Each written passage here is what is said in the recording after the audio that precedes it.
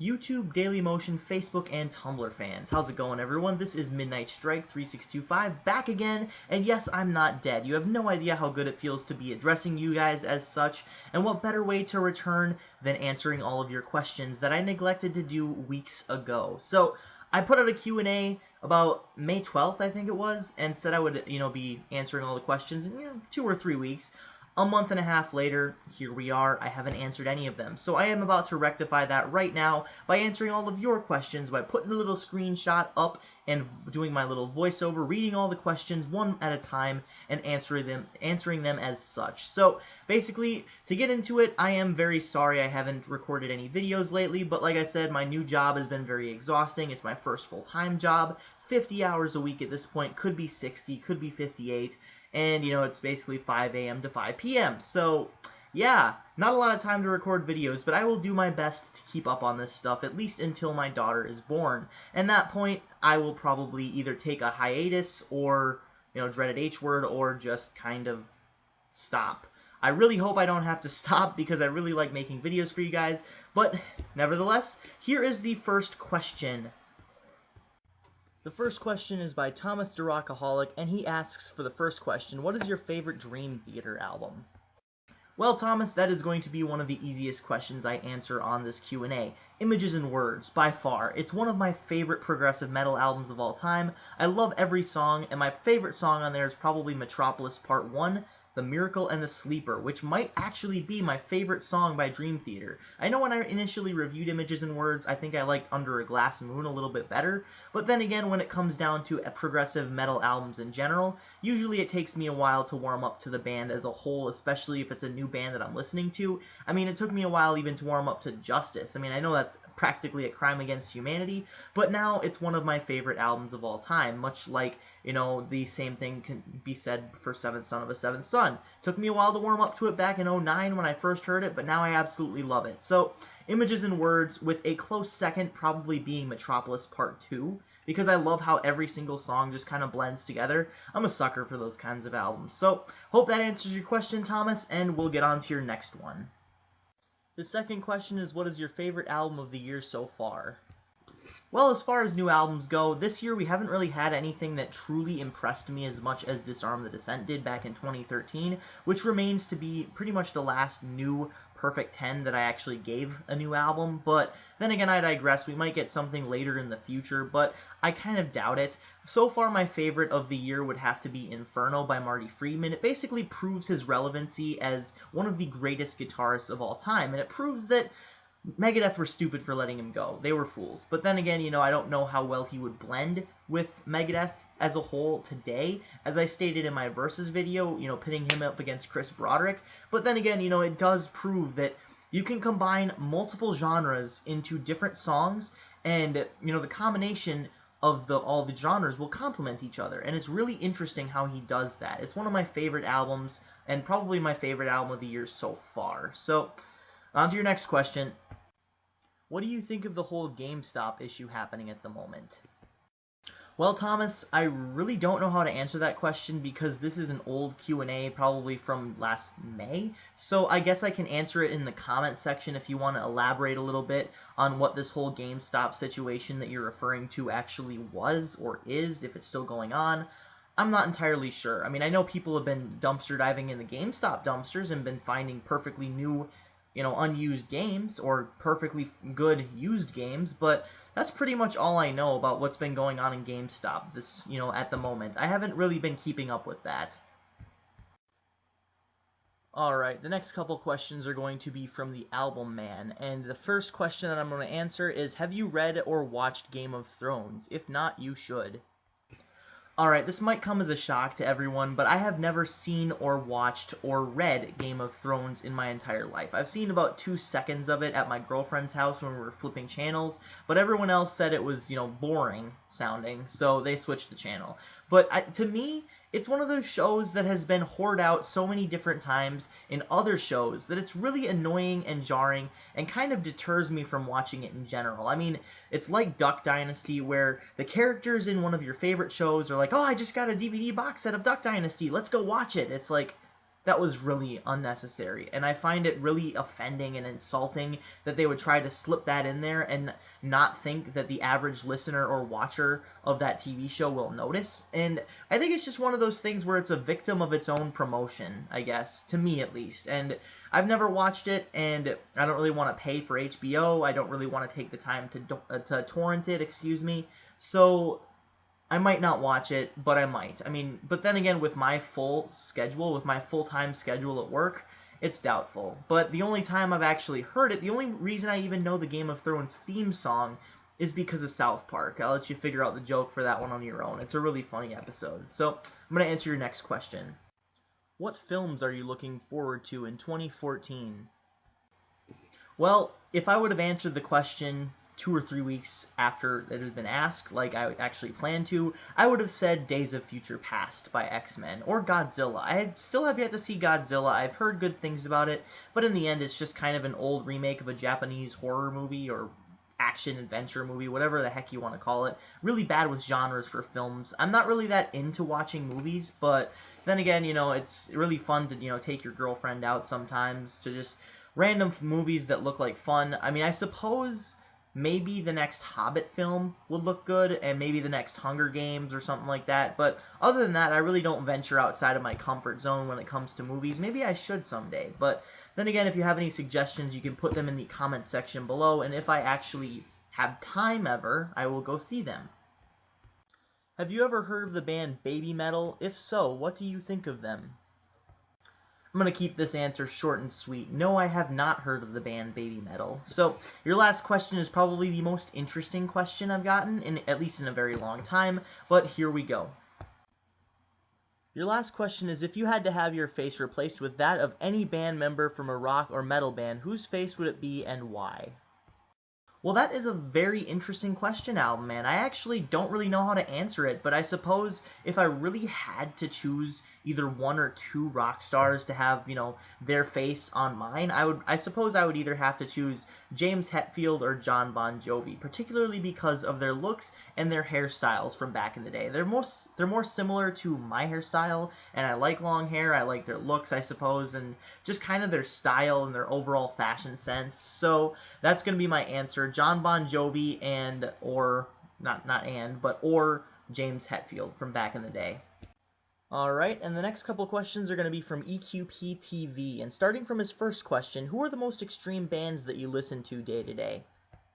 To be completely honest with you, none of the bands I really listen to I would consider extreme. I suppose maybe Opeth would kind of border on that line a little bit, especially in their older style material, you know, Blackwater Park and prior to that. But there's really no bands that I would really consider to be extreme, unless you really consider the likes of Pantera or Killswitch Engage, maybe Trivium. But those bands have more ventured into the mainstream side of metal, especially in Pantera's beginnings when they were glam metal. But then again, they got more extreme, I suppose you want to call it, if you want to call it that, towards the end of their career. But there's really no other bands that I listen to that are really that extreme, I suppose. So in a sense, I'm more of a, you know, casual metal listener, I suppose, when it comes to that. Nothing too heavy, nothing too soft, I suppose. And if it's got really good guitar work, then I dig that.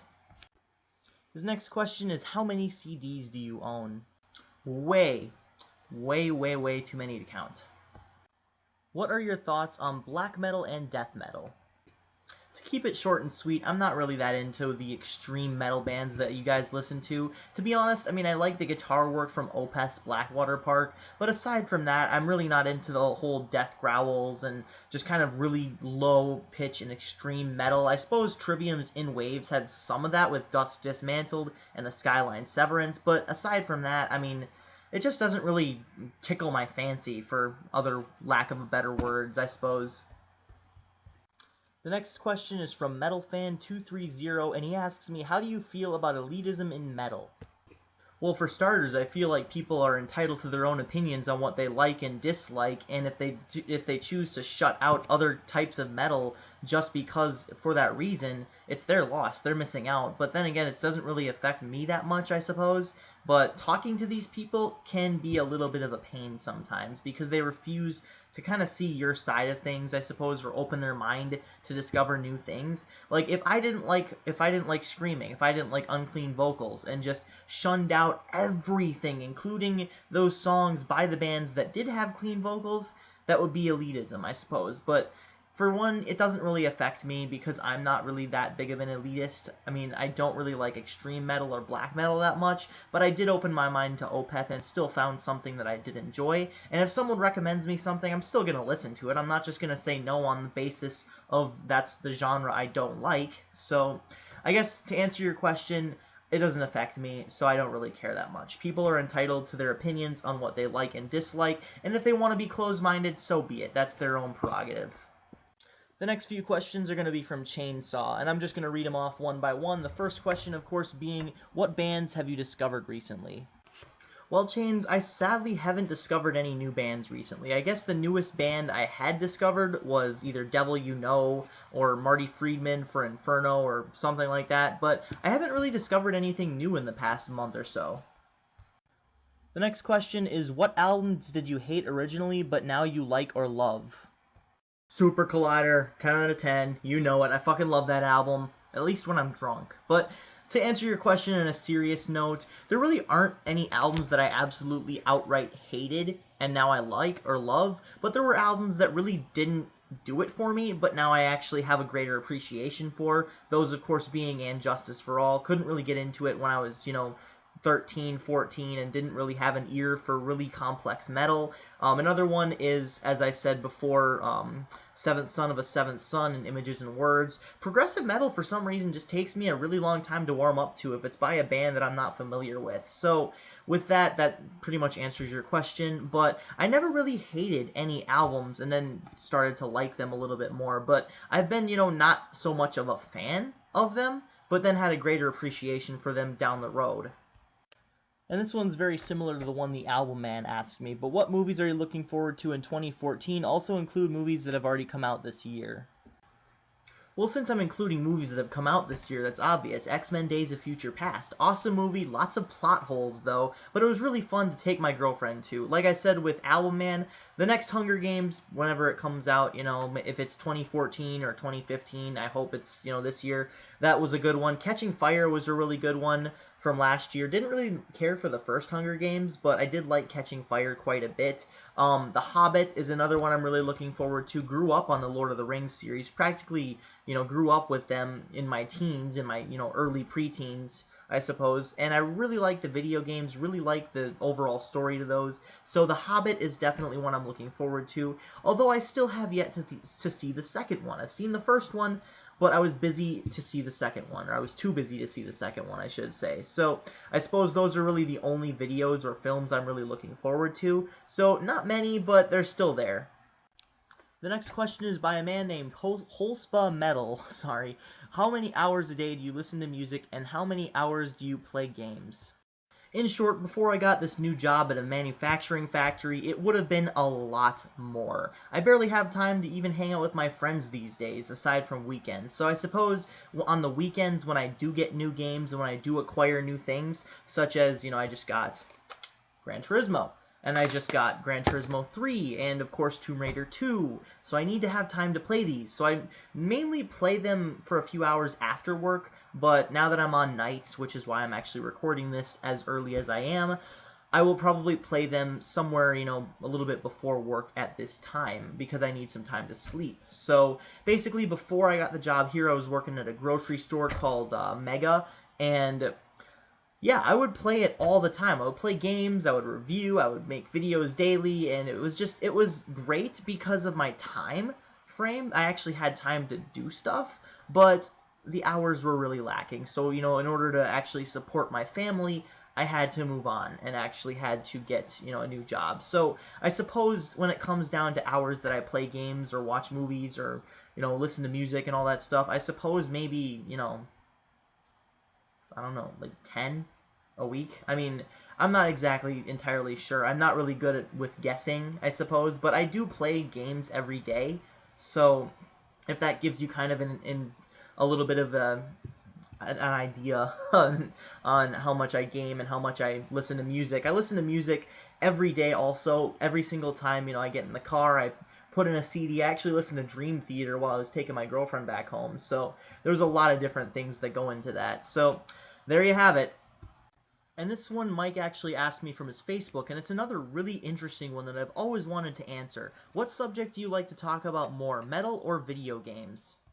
Well, I appreciate the fact that you took the time to ask that question, because that question has actually never been asked before on my channel. And since my channel is a music and gaming channel, I'm surprised it hasn't been. But I'm going to go ahead and answer it since you asked. And while gaming and music, typically, music gives me more views per se, I do like doing them both equally, and that's why I, do the gaming side and the music side and try to put out as many videos on each topic as I can at an equal rate. So, I'll do 2 videos for music here, I'll do 2 reviews for games here, and while my music videos, or my music reviews, I should say, get more views typically than my game reviews, I still do enjoy doing them, and I think you guys enjoy watching them, so I will continue to cover both aspects of the mediums. So when it comes down to why my game reviews probably don't get as many views as, say, my music reviews, is probably because there are official entities that do game reviews, such as IGN and GameSpot and Giant Bomb, and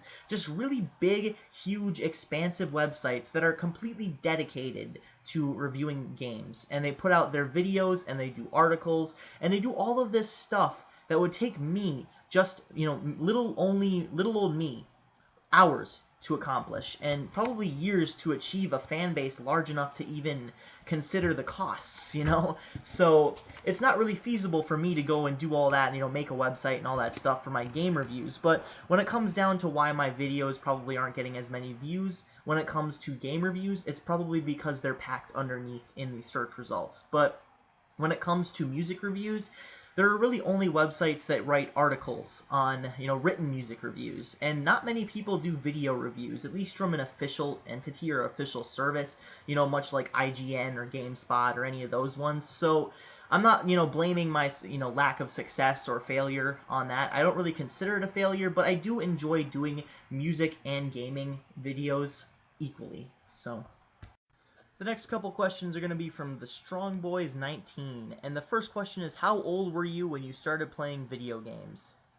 That's actually a pretty easy one to answer, because I can actually point out and pinpoint the very date that I got into video games. December 25th, 1999, or December 24th, 1999, I can't really remember if I got my presents for Christmas, the day before, or on Christmas Eve, or whatever, or on Christmas Day. But that was pretty much the day where I got my first ever video game system, the Game Boy Color. And my first ever video game was a little game called Pokemon Pinball. And I got a few other little movie games that, for now would actually absolutely suck and would be unplayable. But for back in the day, when you were practically mesmerized by all of the commercials on TV for the N64 and the PS1 and the Game Boy Color, it was just mesmerizing and amazing just to have control over a little thing on a screen. It's like actually playing an interactive movie. I mean, that's pretty much what it felt like, and it was awesome just having all of that control at my fingertips, and I really enjoyed it. That was pretty much when I got into video games, and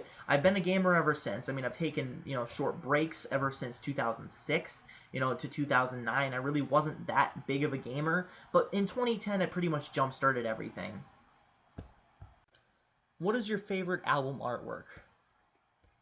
The Scorpions' Virgin Killer. No, I'm just fucking with you. My favorite album artwork would probably have to be Sebastian Bach's Kicking and Screaming, or Blow Up Your Video by AC/DC, which is ironic because I really don't like that album. It's the next album I'm going to review in the discography for AC/DC, coming up here pretty soon. But when it comes down to actual favorite album artworks, Blow Up Your Video did have a pretty sweet premise, but my favorite of all time would probably have to be Sebastian Bach's Kicking and Screaming, just because it looks really epic and really awesome. Number of the Beast, Ride the Lightning, and Master of Puppets also had really, really great premises as well, and looked really cool, but I would probably have to give the nod to the prior that I just actually mentioned. Which bands do you listen to the most? Well, Greg, I go through phases. Right about now, I listen to a lot of Killswitch Engage and Trivium, with a little bit of Dream Theater sparkled in there sometimes, with some AC/DC thrown in as well. But I don't really listen to AC/DC as much as I did before I had my full-time job, because I haven't really had a lot of time to review their material. But right now, it goes through phases. Last month it was Dio, this month it's, Killswitch Engage and Trivium. Before that it was Emergent, and before that it was, forget what it was. I think it was Opeth or something. I just have these listening binges where I want to listen to a certain band or a certain couple bands and nothing else. So right now it is probably Killswitch Engage and Trivium. The next question is by Segadeth, and he asks, what are your thoughts on Assassin's Creed Unity? And to answer two questions in one segment, yes, this is being recorded at a different time. I just got done with work. It's about 3 a.m. here, 3:30 actually a.m., and I actually am quite looking forward to Assassin's Creed Unity. Thank you for asking. It's probably going to be the first Assassin's Creed game I purchased on PS4, as I purchased Black Flag on the 360 before new-gen consoles were actually released. But then again, I digress. The Assassin's Creed Unity is pretty much going to be exclusive to newer next-gen consoles and PC. So it's going to be really interesting where they take the franchise. I mean, I heard it's going to be set in, what was it, like Victorian-era France or something like that. It looks like it's kind of like they're taking the American Revolution side and the Renaissance Italy side and just kind of melding them into one. So it's kind of like all the Assassin's Creeds, bar one, put together. So it looks like it's going to be really interesting. Nameless Reviews asks, death metal or morbid satanic doom, dream, national socialistic, blackened, anti-Christian, depressive, suicidal, homicidal, neo-Nazi Disney core? I'm going to have to go with the latter just because the name sounds cool. No, just kidding. I do like some death metal, as I've said before. Some of the stuff off of Trivium's In Waves, Dusk Dismantle, The Skyline Severance, stuff like that, and Opeth's Blackwater Park. But other than that, I don't really have that much of a taste for it. I tried listening to Morbid Angel, but unfortunately, Illa Divinum Insanus kind of killed them for me, so I haven't really looked much into them. Maybe I should in the future, maybe I will, but there you have it. So that was my Q&A. I hope you guys enjoyed watching. I hope all of your questions were answered to the fullest extent that I possibly could, or that you felt that I possibly could. And I'm really sorry about the delay in getting this out. I've been really busy with my full-time job and all that stuff, all that jazz. Thus, I haven't really been uploading at all this last week. So, this is Midnight Strike 3625. More videos are to come. Keep calm and rock on.